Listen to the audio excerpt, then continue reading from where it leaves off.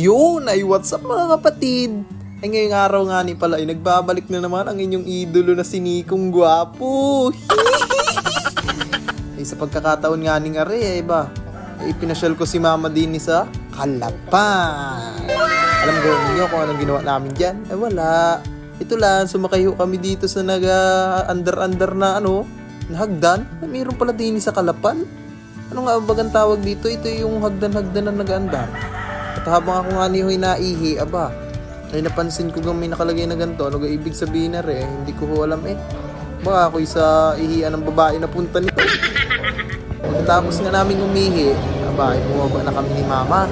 Sabi ko, tara, maikot-ikot na po tayo at makain-kain tayo. Sa sobrang gutom nga namin, hindi na kami nakapaghintay na umikot. Pagbaba namin, syobay na agad yung binanata namin ni Mama. Grabe, 50 pesos lang to guys, 4 na piraso, pero yung laki niya mas malaki pa sa sa mga tinda-tinda lang dyan sa tabi-tabi. Kamuntik pang nadulas, pambira yan. Masarap na sarap nga kami dito ni Mama. Grabe, hindi mo siya makakagat ng isang buo. Pag sinubo mo bagan lahat ay magamual-mual ka niyan. Ay sa laki baga naman talaga niyan. Alam niyo sa totoo lang ho, talagang inip na po ko kaka-aral. Yo, inip na ako na matupad ko yung mga pangarap ng mga magulang ko. Kasi nag-iisang anak lang talaga ako. Sana nga dumating din yung araw na hindi lang yan yung kaya kong ibigay sa inyo ni Papa. Alam ko na darating yung araw na yon, kaya hintayin nyo lang. Sobrang sarap kasi sa pakiramdam kapag naibibigay mo yung mga gusto ng mga magulang mo kahit sa maliliit na bagay lang. Masaya kasi ako kapag nakikita ko silang masaya sa mga bagay na gusto nilang ipabili sa akin. At pagkatapos nga namin kumain ng siomai, dumiretso kami kumain dito ng kanin. Hindi nga pala kami dumiretso sa inasal kasi sarado. Hindi ko nga gaho alam kung totoo bagang sila'y may event ngayon.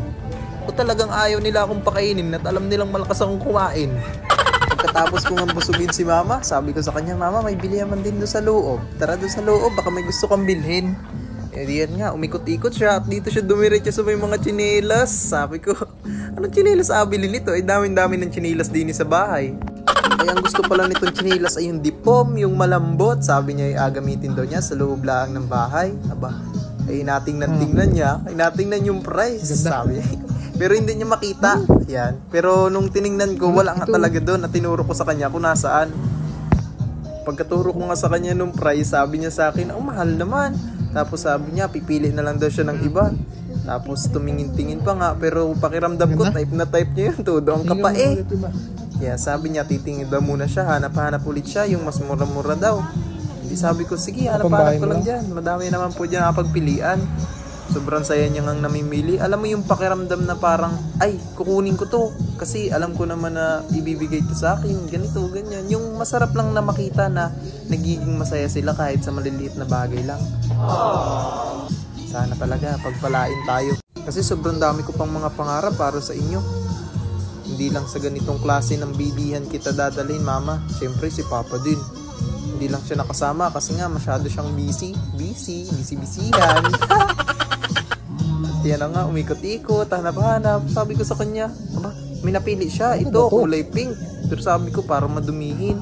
Tapos sabi ko, pili ulit siyang iba. Ang sunod niya nga ning napili dito ay yung kuni-kuniho na kulay gray. Aba, sabi niya, aba, maganda to kuni-kuniho. Tuwan-tuwa nga niya, may pangisi-ngisi pa. Pero nung nakita niya, sabi niya, bakit ito? Baliktaran. Sabi ko, sadya yata yan, Ma. At nakapili ulit siya ng panibago, kulay green naman. Lahat na, sukatin mo na lahat. Tapos binalikan niya yung kanina. Sabi ko na yan yung gusto mo eh. Nahihiya ka lang sa presyo. Pero para sa akin, walang halaga, natutumba sa kasiyahan nyo.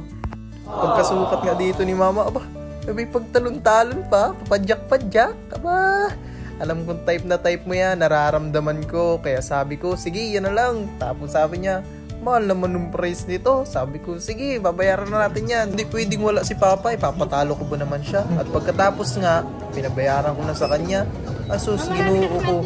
Ay, 500 pala naman yun lahat. Pagkatapos nga namin itong bayaran, na ito yung naging sukli, isang matamis ng ngiti. Kahit ilasing sa museong di naluluma, pinipili kong ginto ang...